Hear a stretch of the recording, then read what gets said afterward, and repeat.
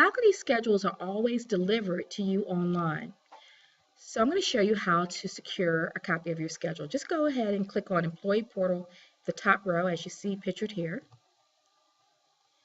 From there, just scroll down on the page and there you go. You'll see class schedules. And that's going to actually take you to a landing page where actually you've secured this video. So go ahead and click on class schedules. And that's going to take you to our electronic schedule of classes. Now, so depending upon when you're viewing this, one of the things you want to always make sure of is that you have the correct schedule in terms of the date. Okay, and so no matter if you're watching this in 2020, it doesn't matter. Make sure it's the correct term and the date, and typically it will be.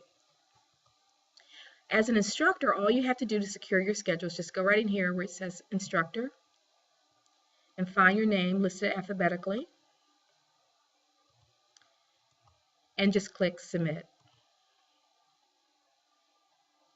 And as you notice, it'll pull up your whole schedule. It will also tell you and separate day and evening classes and if you have different campuses.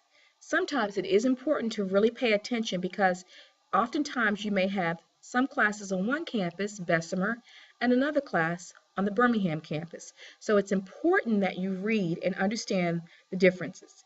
If you look at this very first area, you have the class identifier and the section number, which distinguishes your class.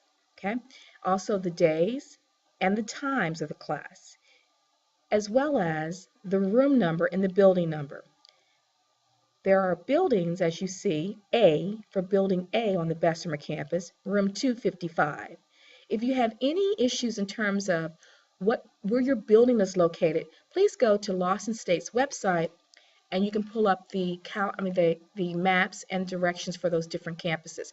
Also, you can also, of course, talk to your department chair about if you're scheduled in building A, room 255, where that location actually is. And that really is it. That's how simple you can find your classes. One thing I do want to call your attention to, one other thing, let me go back to the schedule. And this time I want to find and show you about mini-term classes versus regular term classes. So I'll click on just mathematics. You can also just look up the schedule, and one of the things, let me go back here real quick.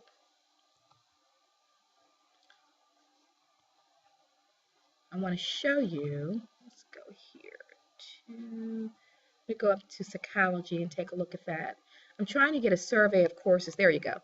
So if you notice on the schedule, there are web classes. These are the online classes, and you can tell online classes, we do not meet students in a classroom. They're going to meet completely online via Blackboard. As you can see here, ACAT building, ACD building, those are the buildings that I was telling you about. But this is what I was really trying to get you to see. If you have a mini-term course, Lawson has two terms, mini-term 1 and mini-term 2 courses. They run a half a semester, but the time is condensed. As you see here, this particular class is running 4 days a week for 2 hours roughly. So, versus 2 days a week for a regular term.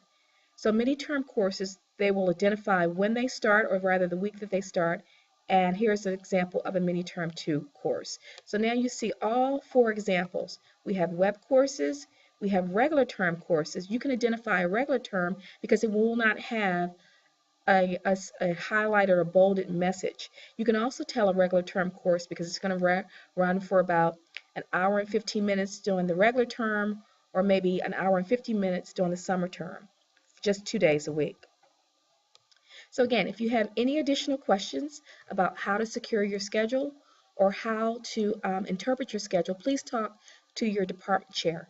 And the very last thing I want to say is that you can actually click on the print schedule button here and print your schedule.